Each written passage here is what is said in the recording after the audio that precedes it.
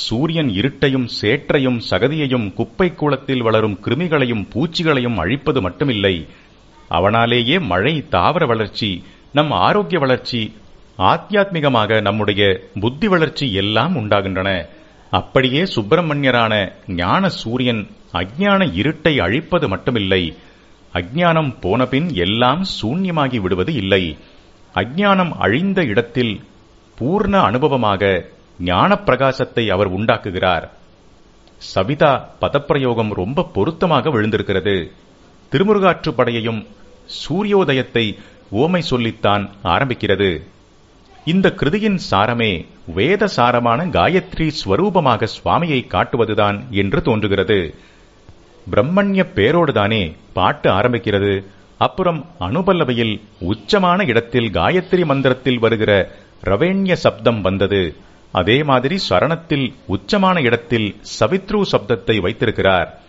சாகித்யத்திலே அந்த இடத்தில் ராகசஞ்சாரம் ஜிவ்வென்று மேலே போய் சவித்ரே என்று பளிச்சென்று வருவது அஞ்ஞான இருட்டு கும்மென்று பரவி நெருக்கிற போது ஞான சூரியோதயமாக சுவாமி பளிச்சென்று வந்து ரட்சிக்கிறது போன்ற அபிப்பிராயத்தை கொடுக்கிறது. அப்புறம் வள்ளி மணாளன், விஜயவல்லி பர்த்ரே, அதுதான் வேடிக்கை. நிஜ ஞானியுடைய வாழ்க்கை. அவன் வெளியிலே எப்படி வேண்டுமானாலும் வேஷம் போடுவான், மகா வீரனாக கூட இருப்பான் என்றேனோ இல்லையோ. ஸ்ருங்கார நாயகனாக கல்யாணம் கார்த்திகை பண்ணிக்கொண்டு கூட கூத்தடிப்பான். திருச்செந்தூரில் வீர பராக்கரரான சூரசம்ஹார மூர்த்தி, பழனியிலே சந்நியாசி, சுவாமிமலையில் பிரம்மச்சாரியாயிருக்கிற குருமூர்த்தி, அவரே திருப்பரங்குன்றத்தில் தேவசேனையின் பதி, திருத்தணியில் வள்ளியையும் சேர்த்துக்கொண்ட இரட்டை பெண்டாட்டிக்காரர். விஜயவல்லி என்பது வள்ளிதான். அவளுடைய பர்த்தாவுக்கு நமஸ்காரம் என்பதுதான் விஜயவல்லி பர்த்ரே. வெற்றி வீரன் என்கிறபடி அவரோடு ஜெயம் விஜயம், விசேஷமான ஜெயம்தான் விஜயம் எப்போதும் சேர்ந்திருக்கும். அவருக்கு 2 பக்கங்களில் நிற்கிற பத்னிகளில் தேவசேனைக்கு ஜெயந்தி என்றே பெயர், மற்றவள் விஜயவல்லி. சுப்பிரமணியரை பற்றி ரொம்பவும் ஜனரஞ்சகமான விருத்தாந்தம் வள்ளி கல்யாணம்தான். அதிலேயே பரம வேதாந்தம். இந்திரிய வேடர்களுக்கு நடுவில் சிக்கிக் கொண்டிருக்கிற ஜீவாத்மாவை பரமாத்மா விடுவித்து தன்னோடு அப்படியே சேர்த்து கொண்டு விடுவதற்கு ரூபகமாக வள்ளி கல்யாண கதை இருக்கிறது. ஒரு வேடப்பன் பரம பிரேமையோடு பக்தி பண்ணினதற்காக சாக்ஷாத் லோக மாதா பிதாக்களின் குமாரர் தினுசு தினுசாக வேஷம் போட்டுக்கொண்டு கூத்தடித்து கல்யாணம் பண்ணிக்கொண்டது அவர் எப்பேற்பட்ட தீன சரண்யர் என்பதற்கு பெரிய சான்றாக இருக்கிறது. சக்தி வேலன், சக்தியாக்யுத தர்த்ரே, பராசக்தியின் ஸ்வரூபமானதும் மகாசக்தி பொருந்தியதுமான வேலாயுதத்தை தரித்துக் கொண்டிருப்பவர். மாறி மாறி அவருடைய விதவித வேஷங்கள். சூராதி அசுரர்களின் சம்ஹர்த்தாவாக, உடனே தாபத்ரயம் போக்குகிற தத்துவோபதேசகராக, அடுத்தே வீரர்கள் நமஸ்கரிக்கிற மகா வீரராக, உடனேயே குருகுகன் என்ற பெருமையோடு அஞ்ஞான தமசை போக்கும் சவிதாவாக, அப்புறம் வள்ளி கல்யாண மூர்த்தியாக, இப்போது மறுபடி சக்திவேலன் என்ற வீர பராக்கிரமராக. தீரர் மீண்டும் காயத்ரி. தீராய, தீரன் என்றால் நாம் அஞ்சா நெஞ்சம், பலம் இவற்றைத்தான் நினைக்கிறோம். அதுவும் சரிதான். ஆனால் தீர சப்தம் தீக்ஷண்யமான புத்தியையும் குறிக்கும். மறுபடியும் காயத்ரி. காயத்ரியிலும் இந்த தீ சப்தம் வருகிறது. நம் புத்தியை பரமாத்ம தேஜஸ் தூண்டனும் என்கிற போது புத்தியை தீ சப்தத்தாலேயே சொல்லியிருக்கிறது. காயத்ரிக்கு ரூட் மீனிங் என்னவென்றால், எது கானம் செய்யப்படுவதால் கானம் செய்கிறவனை ரட்சிக்கிறதோ அது என்பதே. வேதஸ்வரங்களை உரியபடி ஏற்றி இறக்கி சொல்வதே ஒரு உசந்த கானம்தான். சாமகானம் என்கிறோம். அந்த அர்த்தத்தில்தான் காயத்ரி தன்னை கானம் செய்பவரை ரட்சிப்பதாக சொன்னது. வேதஸ்வரங்களுக்கு பதில் சங்கீத சப்தஸ்வரங்களைக் கொண்டு சகல ஜனங்களும் கானம் செய்யும் காயத்ரியாக தீட்சிதர்வாள் இந்த கிருதியை பண்ணியிருக்கிறார் என்று சொல்லும்படி இதில் அந்த மகா மந்திர விசேஷங்களை வைத்திருக்கிறார். சப்தஸ்வரத்தில் ஆரம்பஸ்வரம் ஆதாரஸ்வரம் என்ன? ஷட்ஜம். ச என்பது அது மயூர சப்தம், மயிலின் குரல் எழுப்பும் ஸ்வரம் என்று சொல்கிறார்கள். மயூரம் என்றால் சுப்பிரமணியர்தான் முன்னே நிற்கிறார். மரகத மயூரப் பெருமாள் கான் என்று அருணகிரிநாதர் சொல்கிறார்.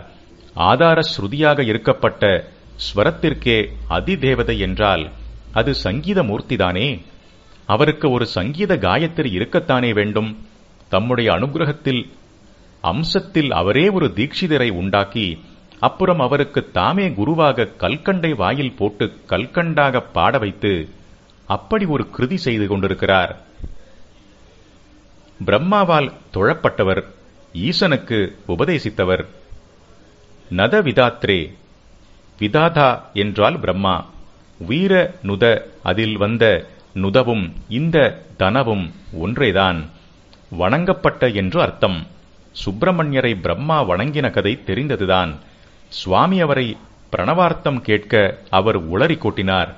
குழந்தை என்ன பண்ணிற்று என்றால், அந்த சிருஷ்டிகர்த்தாவை ஜெயிலில் போட்டுவிட்டு தானே சிருஷ்டி பண்ண ஆரம்பித்து விட்டது. சில க்ஷேத்திரங்களில் சுப்பிரமணிய மூர்த்தியின் கையில் பிரம்மாவுக்கு உரிய ஜபமாலையும் கமண்டலமும் இருக்கும். காஞ்சிபுரம் குமரக்கோட்டத்தில் கூட அப்படித்தான். பிரம்மாவின் தொழிலை சுவாமியே நடத்திய அவசரம் கோலம் அது. அப்புறம் பரமேஸ்வரன் பிரம்மாவுக்காக பரிந்து பேசினார். அப்போது பிரம்மா சரியாக அர்த்தம் சொல்லவில்லை என்றால் சரியான அர்த்தம்தான் என்ன, உனக்கு தெரியுமானால் சொல்லேன் என்றார். அதற்கு பாலசுப்பிரமணியர், இப்படி பையனை வாத்தியார் கேட்கிற மாதிரி கேட்டால் சொல்ல முடியாது, வாத்தியாரிடம் பையன் கேட்கிற மாதிரி கேளும், சொல்கிறேன் என்று கம்பீரமாகச் சொன்னார். மகாவீரனுக்கும் பிள்ளையிடம் தோற்றுப்போவது என்றால் மட்டும் பெருமையாகவே இருக்குமாம். அப்படி பரமசிவனும் சந்தோஷப்பட்டுக் கொண்டு புத்திரனுக்கே சிஷ்யராகி பிரணவ உபதேசம் பெற்றுக்கொண்டார். அறிவை சம்பாதித்துக் கொள்வதற்கு எத்தனை தாழ்ந்தும் தழைந்தும் போகலாம் என்று லோகத்துக்கு இதிலேயே பாடம். சுப்பிரமணியரின் மகிமை நன்றாக தெரிந்துவிட்டது. பிரம்மா ஜெயிலிலே அவர் இருந்த திக்கை நோக்கி நமஸ்காரம் பண்ணி ரொம்பவும் மன்னிப்பு கேட்டுக்கொண்டார். சுவாமி அவரை விடுதலை பண்ணி பழையபடி சிருஷ்டி கிருத்தியத்தை கொடுத்தார். இந்த கதையில்தான் அவர் குறிப்பாக பிரம்மாவால் வணங்கப்பட்டு நத விதாத்ரு ஆனது. தேவராஜ ஜமாத்ரே, தேவராஜ ஜாமாதா, இந்திரனின் மாப்பிள்ளை முன்னேயே பார்த்தோம். எல்லா உலகுகளையும் ஆண்டு அனுபவிப்பவர். பூராதி புவன போக்திரே, பூ என்றால் பூமி, பூராதி பூமி முதலிய புவன உலகங்கள், கணக்கில்லாத லோகங்களை 14 லோகம் என்றும் அதில் கீழ்லோகங்கள் 7 போக பூமியில் இருந்து 7 லோகம் என்று கிளாசிஃபை பண்ணி மேலும் சுருக்கமாக பூர்புவசுவர் லோகம் என்று 3ஆக சொல்வது வழக்கம். பூலோகம் அடி, புவர்லோகம் நடு, சுவர்லோகம் உச்சி, 3ஐயும் சேர்த்து வியாக்கிருதிகள் என்பதாக ஓம்காரத்துடன் சேர்த்துச் சொல்வது வேத சம்பிரதாயம். நாம் வைதிகமாக பண்ணும் கர்மமோ ஜபமோ தியானமோ எதுவானாலும் சமஸ்த லோகங்களுக்கும் அதனால் நல்லது ஏற்பட வேண்டும் என்ற உசந்த அபிப்பிராயத்தில் அப்படி சொல்வது. மறுபடியும் காயத்ரி வந்துவிடுகிறது. காயத்ரி ஆரம்பத்திலும் வியாக்கிருதிகளை சேர்த்திருக்கிறது. முன்னேயே பூசூராதி என்ற இடத்தில் பூவை தீட்சிதர் கொண்டு வந்தார். அப்புறம் வாசவாதி சகல தேவர்களைச் சொன்னபோது அவர்களுடைய வாசஸ்தானமான சுவர்லோகத்தை அண்டர்ஸ்டுடாக உள்ளுரை பொருளாக குறிப்பிட்டார். இப்போது கீர்த்தனம் முடிகிற சமயத்தில் பூராதி புவனம் என்று அத்தனை லோகங்களையும் சொல்கிறார். பூராதி புவனங்களில் நடக்கும் சகல காரியமும் ஒரு பராசக்தியின் லீலா அனுபவத்திற்குத்தானே. அந்த மகாசக்தியாக இருந்து கொண்டு பிரபஞ்சங்கள் எல்லாவற்றையும் ஆண்டு அனுபவித்துக் கொண்டிருக்கும் போக்தா சுப்பிரமணிய சுவாமியே என்கிறார். பூராதி புவன போக்திரே, இம்மை மறுமை இரண்டும் அருள்பவர். முடிவாக போக மோக்ஷ பிரதாத்ரே, சகல புவன போகங்களையும் அனுபவிக்கும் போக்தா வாஸ்தவத்தில் அவர்தான். ஆனால் நாமும் இதில் செல்வம், சந்தானம், பதவி, கீர்த்தி என்றெல்லாம் பல போகங்களை அனுபவிப்பதாக நாடகம் நடத்தி காட்டுகிறார். லோக நாடகத்தில் நாம் விரும்பும் போகங்களை, சௌக்கியங்களை அளிக்கிறார். தாதா அளிப்பவர், பிரதாதா சிறப்பாக அளிப்பவர். அதுவே 4ஆம் வேற்றுமையில் பிரதாத்ரே. நாடகம் நடக்கிற மட்டும் நன்றாக நடக்கணும்தான். அதற்கான போகங்களை அருள்வதும் சரிதான். ஆனால் எப்போதும் நாம் நாடக பாத்திரமாக வேஷத்திலேயே இருப்பது என்றால் நம்மைப் போல அசடியில்லை என்றுதான் அர்த்தம். வேஷம் போய்விட்டால் நாம் நிஜத்தில் எந்த நாமாக இருப்போமோ அந்த சத்திய நிலையை அடைய வேண்டாமா? வேஷம் போட்டு காட்டும் மனசு அழிந்து போய் ஆத்மா மட்டுமாக இருப்பதுதான் அந்த நிலை. சம்சார பிடுங்களில் இருந்து விடுபட்டு மோட்சம் என்னும் சதானந்த நிலை. அந்த நிலையையும் அவரே குருகுகனாக, தத்துவோபதேச கர்த்தாவாக, அஜ்ஞான துவாந்த சவிதாவாக அள்ளி கொடுக்கிறார். அதாவது மோட்ச பிரதாதாவாகவும் இருக்கிறார். தனலட்சுமியிடமும் சந்தான லட்சுமியிடமும் மோட்சத்தை வேண்டினால் கிடைக்காது, போகம்தான் கிடைக்கும். தட்சிணாமூர்த்தியிடம் போய் போகத்தை கேட்டால் கிடைக்காது, அவர் மோட்சந்தான் கொடுப்பார். சுப்பிரமணியர் இரண்டும் தருவார். போக மோட்ச பிரதாதா, இம்மை மறுமை என்று இரண்டும் தருபவர் அவர். இதற்கு மேலே சொல்ல எதுவுமில்லை. கிருதியும் அப்படியே பூர்த்தியாகிறது. முடிவுரை. இசைக்கலைஞர்களுக்கு அறிவுரை. அற்புத விளக்கமளித்த சுவாமிகள் அரியக்குடி அவர்களிடம் சொன்னார், நல்ல குரு சிஷ்ய பரம்பரையில் வந்திருக்கிற உன்னோட சங்கீதத்தை நீ நல்லபடியா காப்பாத்திண்டு வரது ரொம்ப சந்தோஷம். இதே மாதிரி நீயும் நல்ல சிஷ்யாளை தயாரிச்சு இந்த பாரம்பரியம் தொடர்ந்து போகும்படியாக பண்ணணும். வேதம் கத்துண்டா பிராமணன் இன்னமும் ஒருத்தனுக்காவது அதனை சொல்லிக் கொடுத்தே தீரணும். அத்தியாபனம்னே அவனுக்கு கம்பல்சரியா ஒரு கடமை கொடுத்திருக்கு. அது எல்லா கலைக்கும் சாஸ்திரத்துக்கும் பொருந்தும். தான் கற்ற வித்தை தன்னோடே போகாமல் இன்னும் பல பேர்கிட்டே போகும்படியாக பண்ணணும். சங்கீத வித்வான்கள் முக்கியமா ஒன்னு பண்ணணும். தாங்கள் பாடுற சம்ஸ்கிருத பாட்டு, தெலுங்கு பாட்டுக்கள் அதற்கு அர்த்தம் தெரிஞ்சுண்டு அர்த்த பாவத்தோட பாடணும். தமிழே போரும்னு சொன்னா சரியில்லை. சங்கீத நுட்பம், அர்த்த விசேஷம் ரெண்டிலேயும் உசத்தியா மகா பெரியவா பல பேர் இந்த தமிழ் தேசத்தில தெலுங்கிலேயும் சமஸ்கிருதத்திலேயும் நூத்துக்கணக்கான பாட்டுக்களை கொட்டிட்டு போயிருக்கா. அதெல்லாம் வேண்டாம்னு தள்ளுறது நமக்குத்தான் நஷ்டம். தமிழிலேயும் நிறைய பாடட்டும், மத்த பாஷையிலேயும் பாடட்டும். அர்த்தம் தெரியலன்னா தெரிஞ்சுக்கணும். தெரிஞ்சுக்கிறது கஷ்டமே இல்லை. நமக்கா இஷ்டம் இருந்தா ஆகாத போகாத சமாச்சாரங்களுக்கெல்லாம் எத்தனை உழைச்சு தெரிஞ்சுக்கிறோம். சுத்தமான சங்கீதம், வசந்த அர்த்த விசேஷம், இதுகளுக்கே வித்வான்கள் டெடிகேட் பண்ணிண்டா பாஷை குறுக்கே நிற்காது.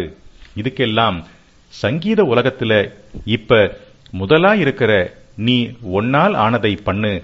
அனுக்கிரக பலம் உனக்கு சக்தி கொடுக்கட்டும். அரியக்குடி நான் தழுதழுத்து என் ஆயுசில் இன்றைவிட நான் பெரிய பாக்கியம் அடைந்ததில்லை என்று கூறி விடைபெற்றார். அந்த வினாடியே சுவாமிகள் மீண்டும் மௌனம் பூண்டுவிட்டார். முழு பாடல். பல்லவி. ஸ்ரீ சுப்பிரமணியாய நமஸ்தே நமஸ்தே, மனசிஜ கோடி கோடி லாவண்யாய தீனசரண்யாய. அனுபல்லவி. பூசூராதி சமஸ்தஜன பூஜிதாப்ச சரணாய, வாசுகி தக்ஷகாதி சர்ப்ப ஸ்வரூப தரணாய, வாசவாதி சகல தேவ வந்திதாய வரேண்யாய, தாச ஜனாவிஷ்ட பிரத தக்ஷதராக்ர கண்யாய. சரணம். தாரக சிம்ஹமுக சூரபத்மாசுர சம்ஹர்த்ரே, தாபத்ரய ஹரண நிபுண தத்வோபதேச கர்த்ரே. வீரனுத குரு குஹாஜ்ஞான துவாந்த சவித்ரே, விஜயவல்லி பர்த்ரே சக்தியாயுத தர்த்ரே, தீராய நத விதாத்ரே, தேவராஜ ஜமாத்ரே, பூராதி புவன போக்திரே போக மோக்ஷ பிரதாத்ரே. ஸ்ரீ சுப்பிரமணியாய நமஸ்தே.